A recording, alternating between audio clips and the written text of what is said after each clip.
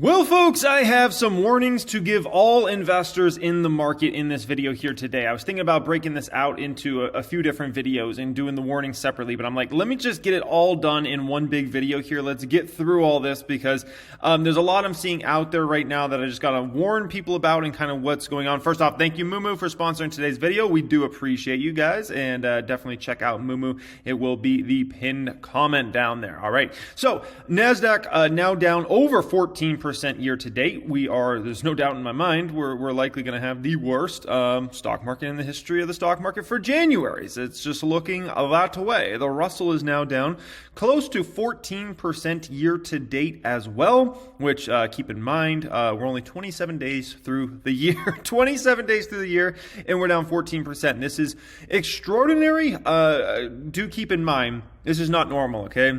And everybody that's watching this whole show right now, which the show is the stock market, this is not normal. You do not see this very often, if ever, okay? Like I said, this is likely the worst January in the history of the stock market. So always remember this one. This one will not be forgotten. January of 2022 will not be forgotten. I can promise you that, because this just doesn't happen. Let's just put it that way, okay? This was put out yesterday, essentially, and basically what's going on here, we're down 8.6% in the S&P 500. This was as of yesterday. Remember, the markets are down even more now, which as of yesterday, we already were down the most ever for NASDAQ and S&P 500. And once again, the markets are down more today. So now we're way down even more. So yeah, this is the worst of the worst, essentially. The VIX, which shows you the volatility index, this is very, very important, okay? What you're seeing here is two massive spike ups recently. This is a 6-month chart looking at it, and we had been pretty calm up until December. And that's when all of a sudden, we got major volatility in the market. And then here in December, volatility has gone pretty insane.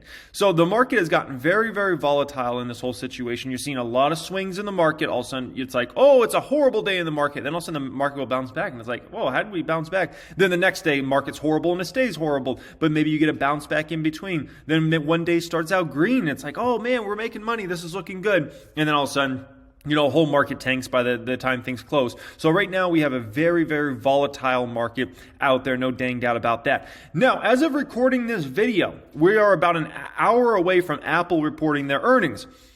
So Apple's a $2.6 trillion market cap. It is the biggest weighted stock out there in the market. It matters the most for the stock market. It can move the entire stock market up. It can move the entire stock market down. If Apple's doing great, generally the indexes are doing great.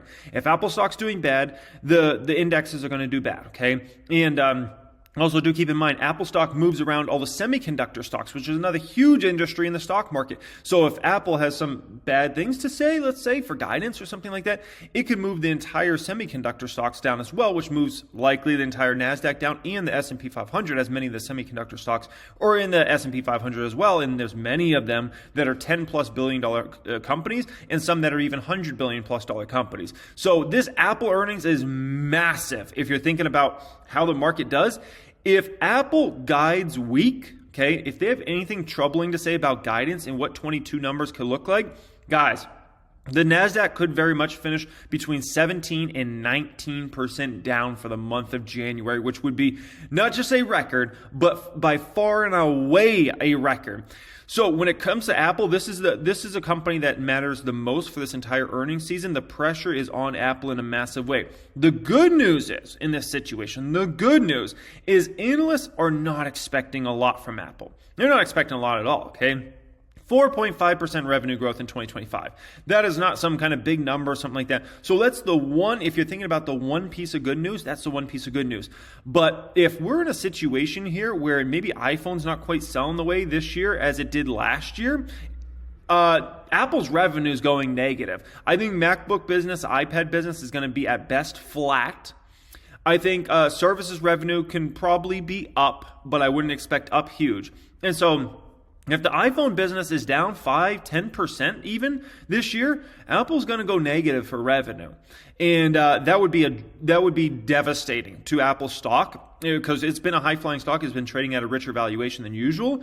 So if you're thinking about any sort of short-term bottom in the market, you better hope that Apple reports really strong guidance and really strong numbers in general, and the stock holds up. Because if it doesn't, the whole NASDAQ's going to end up pushing down even more over the next week or so, and especially tomorrow. So this is the most important earnings of the entire earnings season, guys, and by a lot, okay?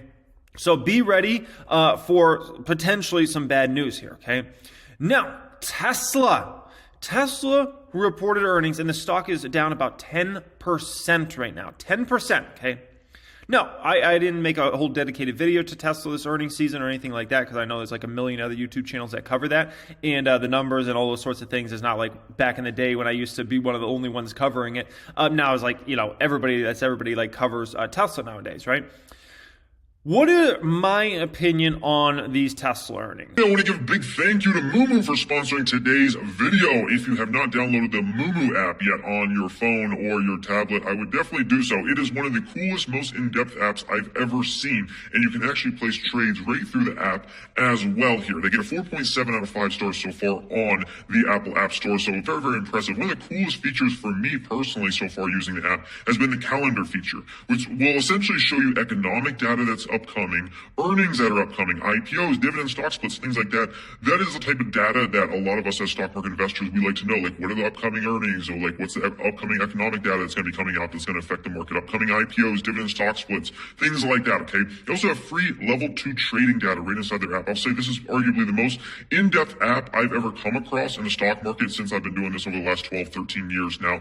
And right now they have a deal where you get 5 free stocks valued up to $3,500 each. Okay, 5 free stocks valued up to $3,500 each. All you gotta do is check out the link in the description down there, set up an account. Really cool deal. Check it out. It's the first link in the description. In terms of my opinion on these earnings, they were nothing short of beautiful. I mean, unbelievable earnings by Tesla. We knew they were going to be good based upon the delivery numbers, the production numbers we saw, but this is just a phenomenal. $252 a share versus $236 was expected by analysts. Revenue came in at $17.72 billion versus $16.5 billion. Keep in mind, some of these analysts brought up their numbers, and Tesla still blew those numbers away by over $1 billion. Revenue rose 65% year over year in the quarter, while automotive revenue totaled $16 billion, up 71%. The numbers are incredible, like just straight up incredible. But that wasn't even the most shockingly good news. That's a crazy thing. Like there was several other things that came out on the earnings call that were way bigger news than even blowing away the earnings. Okay.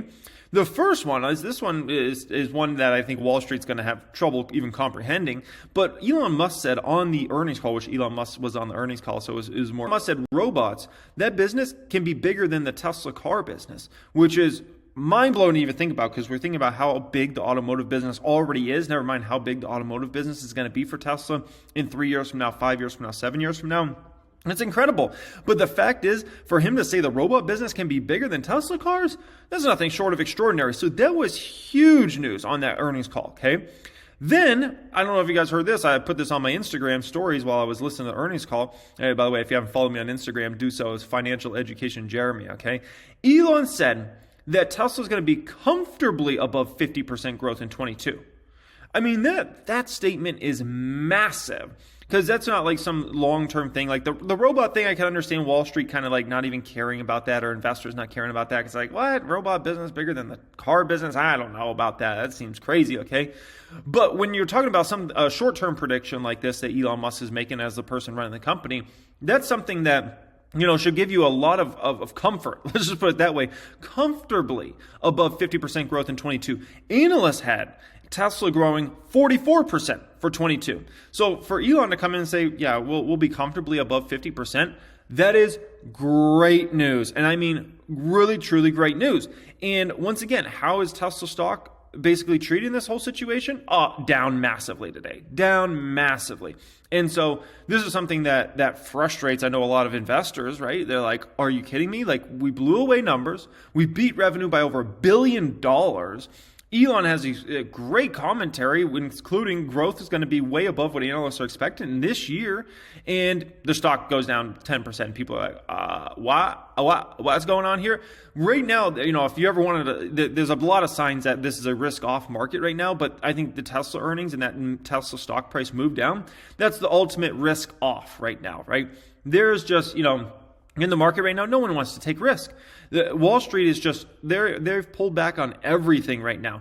Anything seen as somewhat risky, higher PE names, basically almost everything now at this point has fallen, right? And fallen quite a bit. Maybe Apple's the last dog to fall. And Apple's already been falling, by the way. Its 52-week high is like 182, and now it's in the 150s. But, that one could, if the guidance isn't quite right, don't be surprised if that one falls more. If guidance is good, then, it can potentially hold up well. But even with that being said, I don't know, man. We're in a risk-off market right now where people, Wall Street, let's say specifically, even retail investors, but specifically Wall Street, is looking for a reason to sell a stock right now.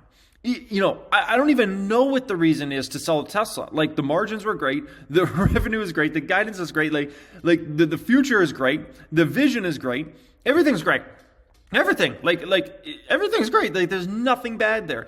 But when you're in a risk-off market, it's sell. It's sell, and it's sell, and it's sell. And that's all folks are doing right now is just selling these stocks regardless. It doesn't matter. And, eventually the risk off does move on, and then we get back into a risk on market where all of a sudden the first thing that happens when the risk on market basically starts, you'll start seeing the small caps move up first. The small caps are seen, or anything seen as a little bit riskier, companies that maybe don't have profitability yet, maybe have negative net income, those sorts of things. Those will be the stocks that start coming back the fastest when you start seeing those ones bottom out and start having consistently week after week after week kind of pounding out good weeks. Oh, that stock's up another 3% this week. Oh, it went up another 5% this week. Oh, another 7%. Then that's the sign that you're getting back into a risk on market when essentially you see that kind of happen. But right now, let's be very clear about this situation. We're in 100% a risk-off market right now. There's nothing, absolutely nothing that is moving up other than maybe the VIX, the volatility index right now, okay? If we look at some of these moves, we just talked about Tesla, about a 10% down move. Look at SoFi, a new pretty much all-time low here today, 1160. The Hood's at a new all-time low, 1160. Voyager's at for sure a 52-week low, not an all-time low, but 52-week low. Smile Direct Club, giving back some gains it had the other day. If you look at Fubo, that one's at a 52-week low and getting close to, that might even be an all-time low for that one. BYND, right around an all-time low. Oatly, all-time low. Avant Brands, pretty darn close. Maxar Technologies, right around a 52-week low there. Squares, right around a 52-week low. GoodRx, right around a 52-week low. Celsius Holdings, 52-week low. Honest, all-time low. Tattoo Chef, pretty darn close to an all-time low. Win, not quite a 52-week low, but not that dang far away. Skyworks Solutions, that one would be, that one's holding decent. Purple, 52-week low. Teladoc, really dang close to a 52-week low. Palantir, right around a 52-week low as well there, okay? So I want to give some, a bunch of different warnings to kind of investors out there, right? So right now we're in this market and everything just keeps dipping. And, people like myself and others that are buying the dip, it keeps dipping. And we're like, what the heck, man? For instance, where did I have Honest? I think that was just a good example. Honest, I was buying that one at $9, bought the dip at $8, bought the dip at $7, bought the dip at $6, $5, like, keep buying. I kept buying the dip, keep buying the dip, right? And these stocks just continue to dip to new 52-week low after new 52-week low after new all-time low. And a lot of investors just kind of get frustrated because they're like, oh, when does this ever end, man? I keep buying the dip and it just keeps going lower. And what I will say about kind of that is you just got to keep buying. You just got to keep buying. If you're not buying the dip in this sort of market, I don't know what to tell you. You've got to take advantage of these corrections and crashes, as painful as they are. And I know in these sorts of markets, you get a lot of scary talk and those sorts of things. All that comes out, but you got to, kind of almost close your eyes and buy. And if you see a great stock, let's say you like it Honest, you think that stock's going to $20+ over the next 3-5 years, you got to buy it, regardless if you think it could go to 4 or something like that. Because when you get into this sort of market, a lot of people start trying to make moves, very, very short-term moves. And this is one of the warnings I have to give you. Beware of the short-term moves, because people start seeing their accounts go down. They start freaking out. They are in pain. If the pain keeps going on, they're like, oh my gosh, maybe I'll get out, get back in. It's going down. Don't do that crap. Don't do that crap. That's all I'm going to say about that. You do that type of stuff and you're going to end up regretting it. I promise you'll end up regretting it. I haven't met anybody yet that has made moves like that, including myself. I even tried to make those sorts of moves in 2015. I've never met anybody that was like, oh yeah, it's such a good decision. In the short term, sometimes you can make the right decision, but every single time, and I have so many friends and other folks that I've known that have tried to do this type of thing. And every single time, they might look smart for like a couple weeks, a few days, maybe even a month or two. And then every time, a year or two later, they're looking back and they're like, oh man, I screwed up. Like, why did I do that? Like, that was a dumb move. I would have been much better off if I just held through and just bought the dang thing, okay? And so, in this sort of market, if you can't buy in this sort of market, what market can you buy in? Just honestly, like, if you're not going to buy these stocks going down 70, 80%, 52-week lows after 52-week lows, all-time lows after all-time lows, what market are you going to buy in? One that, everything's pumping in the sky and it's 52-week high after 52-week high and all-time highs left and right? No, okay. Look what happened, if you were, loading the boat in January of last year, right? Look what happened. And, look where the stock price had gone. When everything looks great and everything's at all-time highs and there's max FOMO in the market, that's the exact time you want to say, I'm good. I'll cash up right now. I'll get ready because this baby will come down, right? In this sort of market where you're getting 52-week low after 52-week low and all-time low after all-time low, you have to take advantage of that, or I promise you'll end up regretting it 3 years from now, 5 years from now, maybe even sooner than that. It could even be a year from now you're regretting it. But if you're not taking advantage of that, you are just missing, because you rarely get these sorts of opportunities. You know how many Januaries we've ever had this bad in the stock market? None. This is the worst ever, okay? So if you're hoping like you're just going to continue to get this type of situation, it's not going to happen. And the stock market will end up flipping back. Stocks will end up flipping back. Small caps will end up starting to move. And next thing you know, if you didn't take advantage of the dips, you're like, And if you keep waiting around, it's just a losing game. Next thing is, be very careful. Two things to be very careful of right now, okay? With that being said about buying the dip. Be very careful with margin in this sort of market. Because keep in mind, some of these stocks are stupid prices. Honest at $5 is stupid. It's like completely ridiculous. It's like under price to sales ratio of like 2 now. Like, that's ridiculous for this sort of company, right? Tattooed Chef is at 11. Like, that's dumb. Like some of these stocks are trading at what people feel are dumb valuations, right? Just because they're trading at stupid valuations or whatever doesn't mean it can't go down more. And so that's where it comes in to watch margin, okay? If you're doing anything on margin, which I'm sure there's some people are, you got to watch how heavy on margin you are, because guys, I can tell you, in this sort of market, you don't know when it's going to end. Does it end this month? Does it end next month? Does it end the month after? Does it end in 6 months? Does it end in 12 months? You have to be ready for everything. And so if you go super heavy on margin, you can end yourself up into a real pickle. This happened to me with Winstock in 2015, along with I was doing a lot of bad crap in 2015, trading in and out of stocks, in and out of the market, becoming a full-scale gambler essentially. But in Win, I started margining out as the stock kept going down. It went from 100 and then went down to 90, went down to 80, went down to 70. I was like, I can't go any lower. Like, are you serious? And next thing you know, I was all in the 60s on margin. And next thing you know, it went to the 50s. Okay. And next thing you know, margin calls. Oh my gosh, is that painful? And so when you're in this sort of situation, guys, you got to watch margin. Just because it is a dumb price and it's a stupid price in the stock and it's going to make a ton of money. And by the way, Win ended up going from 50 to 200 plus over the next 2 years, essentially. So everything ended up working out in terms of Win, but I ended up getting margin called. It was an ugly situation. And so you could end up finding yourself in that situation where you're looking at a stock and you're like, there's no way it can go any lower. It always can go lower. The other side, it can always go higher. So you have to watch, if you are on margin, you have to watch how heavy on margin you're going. Next thing I want to say, I can understand it's very tempting to play short-term call options in this sort of market. Things that expire in a month from now or 3 months from now or 6 months from now. Because you're looking at these stock prices. They're all at all-time lows or 52-week lows. and you're like, man, this has to flip. This has to flip. Well, it doesn't. That's the thing. Like, the market can be irrational in the short term. It doesn't have to flip. You could go on for 6 months, 12 months, 18 months. I don't know. Maybe it just keeps crashing a 52-week low after all-time low, right? And so if you're doing things like buying call options that expire short term, man, there's no promise that it's turning. You're making a very much a gambling decision. If you're buying a stock and you believe it's going to go up over the next 3-5 years, great. You're making an investment decision. If you're buying call options in a stock because you believe the market might pump back in a month from now, I'm telling you, you're playing a very, very dangerous game, and just admit it. You're gambling, okay? That's all you have to do. If you can accept that, hey, I'm going to gamble, I'm going to make a gambling decision, that's not an educated guess, because you could always say that, oh, the market could bounce back. There's always a million reasons why the market could bounce back or the market could go lower. And also, if you're buying puts in this sort of market, do understand there's a lot of bad news that everybody's already aware of. Everybody's already talking about all the bad news. So I understand this sort of market, people are like, well, I can't make money from the long side, but you know what? These stocks keep hitting 52-week lows and all-time lows. I can make money from the downside. So let me start buying put options. And so people start buying put options.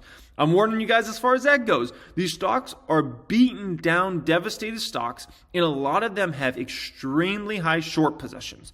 And so whenever the market does flip, these stocks could move 20, 30, 40, 50% in a matter of 2 weeks, okay? Not even over a 2-month span. I'm talking over the matter of a couple weeks whenever we do get that flip, which we don't know when that's going to happen, but when we do get it, you can see short squeezes like you've never seen before. And I know a lot of you guys have never really seen these sorts of short squeezes. It's a different breed. You know, when you talk about stocks 20, 30, 40, 50 plus percent, 70% in a matter of a week or two, I don't think a lot of people have seen those sorts of short squeezes before. And when this baby flips back, we'll see some of those. So you got to watch yourself if you're thinking about shorting now, or you're thinking about buying put options or something. Woo! That's a whole other dangerous game there, guys. So you got to watch yourself. So anyways, guys, that's my warnings for all market investors out there with everything that's going on. Much love. Don't forget to check out Moomoo and set up an account down there to get pinned comment, get your free stocks, and enjoy that, guys. Much love, and have a great day.